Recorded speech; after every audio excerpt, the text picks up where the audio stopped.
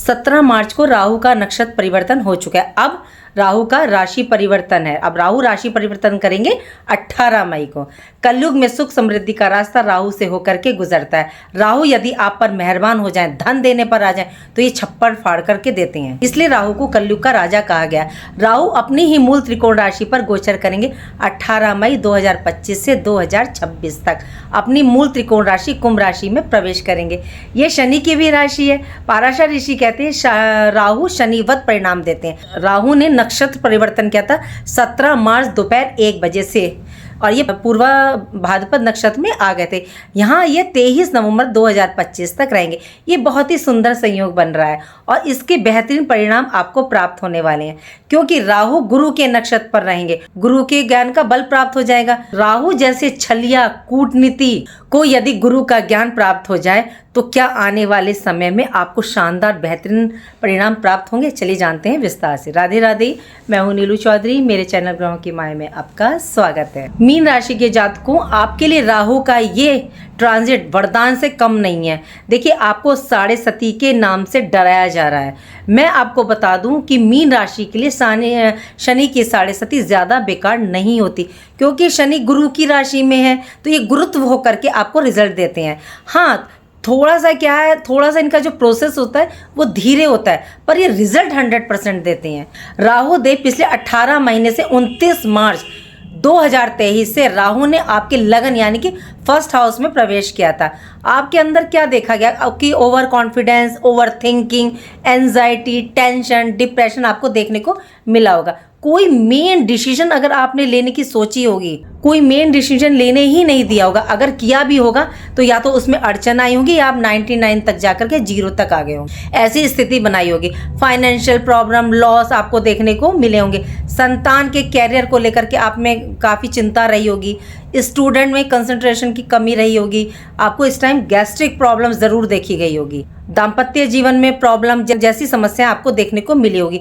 जो हम मतलब कि डिजर्व करते हैं, हमारी एक्सपेक्टेशन के अकॉर्डिंग हमें रिजल्ट प्राप्त नहीं हुई, तो ये हमें क्यों नहीं मिला? देखिए, राहु को लेकर के ना बहुत डराया जाता है, लेकिन राहु से डरने की ज़रूरत नहीं है। यदि आपने राहु को समझ लिया, इसके स्वभाव को समझ लिया, तो राहु आपके लिए फ़ायदेमंद पॉजिटिव रिजल्ट प्रदान करेंगे। राहु क्या है, इनका स्वभाव क्या है? राहु ऑब्सेशन है, राहु इच्छा है, डिजायर्स है। ये असीमित इच्छा। देखिए, सपने देखना गलत नहीं है, इच्छाओं का होना गलत नहीं है। उनको पूरा करने के लिए हम क्या है, राह से भटक जाते हैं, गलत रास्ते पर चलने लगते हैं। बस ये ही राहु है।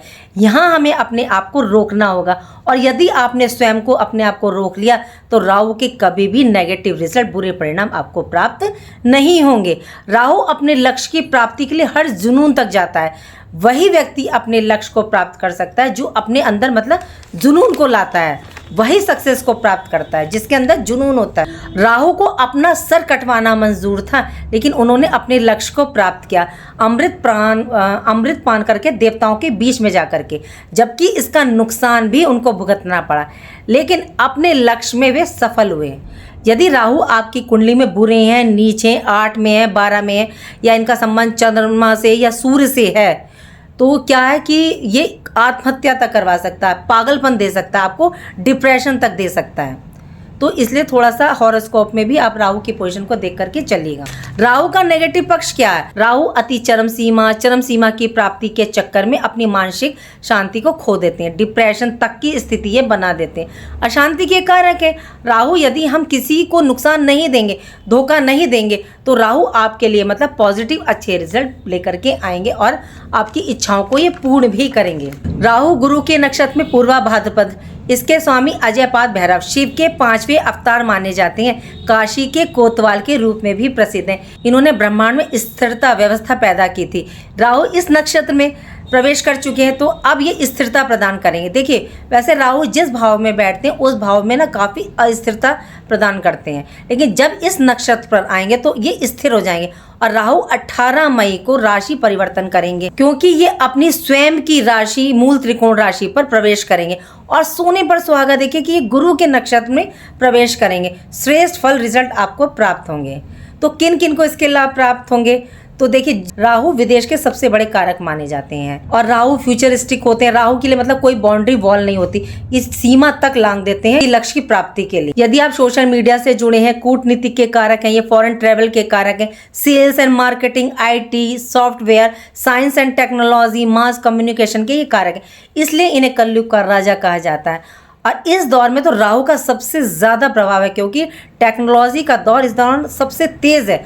मीन राशि वालों के लिए ये कैसे परिणाम देंगे? मीन राशि के जातक यदि टूर एंड ट्रैवल में हैं, शिक्षक हैं, आप इंश्योरेंस में हैं, प्लानर हैं, आप ब्रोकरेज हैं या आप कंसल्टेंसी में हैं, IT प्रोफेशनल हैं, सेल्स मार्केटिंग में हैं, आप रिसर्च के सेंटर में हैं, एस्ट्रोलॉजी में हैं, सोशल मीडिया इन्फ्लुएंसर हैं, तो जबरदस्त लाभ आपको मिलेगा क्योंकि कुंभ राशि काल पुरुष की 11वीं राशि है और ये लाभ तथा इच्छाओं की पूर्ति का, तो राहु यहाँ आपकी मतलब इच्छाओं की पूर्ति करवा रहे हैं। देखिए 29 मार्च को शनिदेव आप पर द्वितीय चरण की साढ़े सती प्रारंभ कर चुकी हैं। सेकंड फेज आप पे स्टार्ट हो गया है साढ़े सती का। मानसिक तनाव, चिंता बढ़ने वाली है, भ्रम, कंफ्यूजन की स्थिति बनेगी, डिसीजन निर्णय लेने में थोड़ी सी प्रॉब्लम आपको आने वाली है। 18 मई तक, कब तक? 18 मई तक, जब तक राहु और शनि दोनों यहाँ पर रहेंगे और ये यहाँ पर शापित योग बना रहे हैं। इस टाइम पीरियड में थोड़ा सावधान रहने की जरूरत है मीन राशि के जातक को। 18 मई को कुंभ राशि में राहु 18 वर्ष बाद अपनी ही राशि में प्रवेश करेंगे। 12th हाउस द्वादश स्थान पर राहु प्रवेश करेंगे, तो मीन राशि के जातकों को जबरदस्त लाभ प्राप्त होंगे। विदेश रिलेटेड गतिविधियों के लिए, एक्सपोर्ट इंपोर्ट से अगर आप जुड़े हुए हैं या मल्टीनेशनल कंपनी में आप काम करते हैं तो आपको मतलब इस टाइम पीरियड में काफ़ी लाभ देखने को मिलेंगे और ये आपको काफ़ी लाभ निकाल के दे भी रहे हैं। यदि आप विदेश में सेटल हैं तो थोड़ा संभल कर रहिएगा। ये भाव जेल खाने, पुलिस, कोर्ट केस का, तो यहाँ थोड़ा सा मतलब ध्यान रख करके चलेगा। राहु क्या है? छलियाँ, ये कहीं भी फंसा सकते हैं, तो अगर आप सतर्क रहेंगे तो ये कुछ नहीं करने वाले। हालांकि 12th हाउस में विदेश संबंधी अच्छे रिजल्ट देने का ये काम करेंगे। 12th हाउस में राहु थोड़ा आपको मतलब क्या कर सकते हैं, भागदौड़ करवाने वाले हैं, लेकिन गुरु के नक्षत्र में है, गुरु विस्तार के कारक हैं, कैरियर के स्वामी गुरु बृहस्पति हैं, तो आपको तो कैरियर कार्य क्षेत्र में काफ़ी ग्रोथ देखने को मिलेगी। 18 मई से ये जैसे ही 12th हाउस में आएंगे तो ये आपको रिजल्ट देंगे। लेकिन क्या ये व्यय का भाव भी है, तो थोड़ा सा आपका खर्चा, व्यय को भी ये यहाँ पर बढ़ा रहे हैं, तो व्यय बढ़ा रहे हैं और साथ साथ ये आपको आपकी मेहनत भी बढ़ा रहे हैं, तो मेहनत के अकॉर्डिंग आपको रिजल्ट इस दौरान राहु देने वाले। लेकिन किसी भी छल में, शॉर्टकट में आपको नहीं फंसना। बस राहु आपको ये यहाँ यही समझाने का प्रयास कर रहे हैं कि आपको फंसना नहीं है। यहाँ से 5वीं दृष्टि राहु की आपके 4th हाउस चतुर्थ भाव पर पड़ेगी।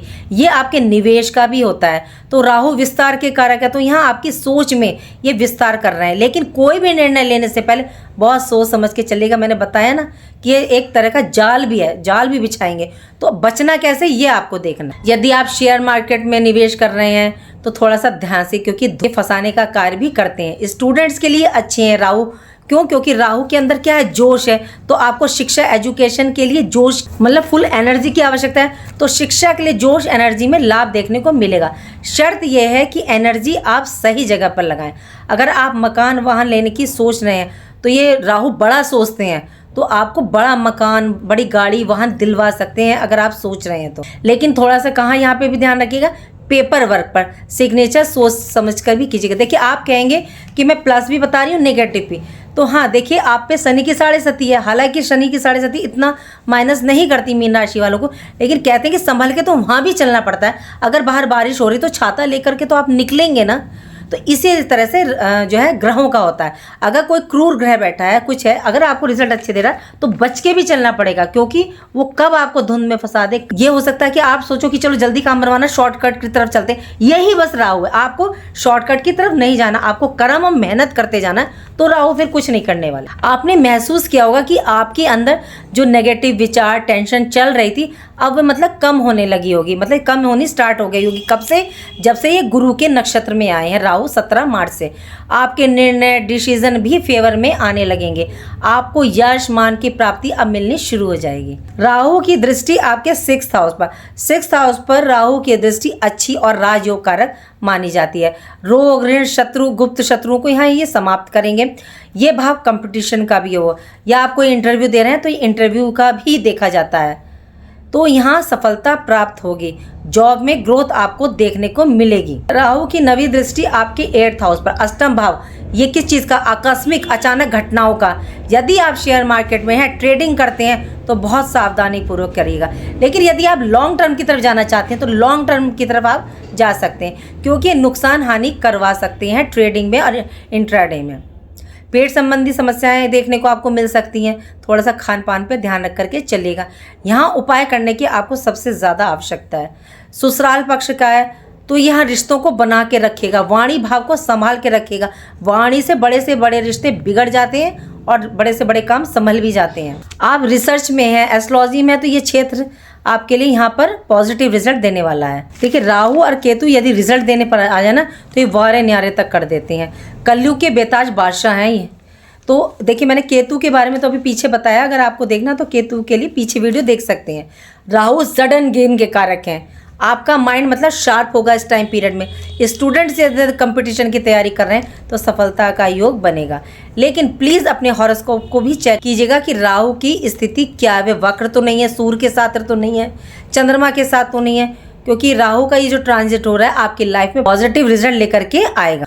और यदि राहु नेगेटिव है तो डरने की जरूरत नहीं, आप उसके उपाय कर लीजिए। थोड़ी सी सावधानी रख के जरूर चलेगा। क्या सावधानी रखनी है? एक तो एक्स्ट्रा खर्चों पर आप नियंत्रण रख के चलेगा। अगर कोई ज़रूरी नहीं है तो खर्च नहीं कीजिएगा। लालच में, धोखे में नहीं फंसें, तो इसलिए पेपर्स पे बहुत सोच समझ के सिग्नेचर कीजिएगा, या कोई डील कर रहे हैं तो बहुत सोच समझ करके। शॉर्टकट रास्ता नहीं अपनाना है। अगर कोई कहे कि लाओ पैसे दे दो मैं आपका ये काम करवा दूंगा, तो बिल्कुल आपने ऐसा नहीं करना है। सोच समझ करके शॉर्टकट रास्ता ना अपनाएं और ओवर कॉन्फिडेंस से बचिएगा इस दौरान। देखिए, अब आपको उपाय क्या करने हैं? उपाय तो आपको करके चलने पड़ेंगे।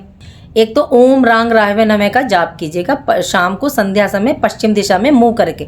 थोड़ा सा गुड़ और या आप जल रख लीजिएगा। 11 बार करें, 21 करें, 1 माला करें, ये आपकी इच्छा है। और जब ये पूरी हो जाए तो आप गुड़ बाहर जो गली में कुत्ते हैं, स्ट्रीट डॉग्स हैं, उनको दे दीजिए। और ये जो जल है वो गमले में बढ़ा दीजिए।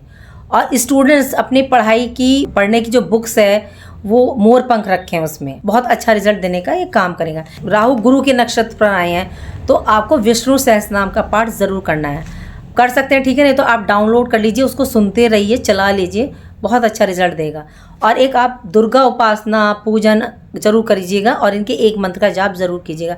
कौन सा है? शरणागत दिनार्थ परित्राण परायणे सर्वस्यारती हरे देवी नारायणी नमस्तुते।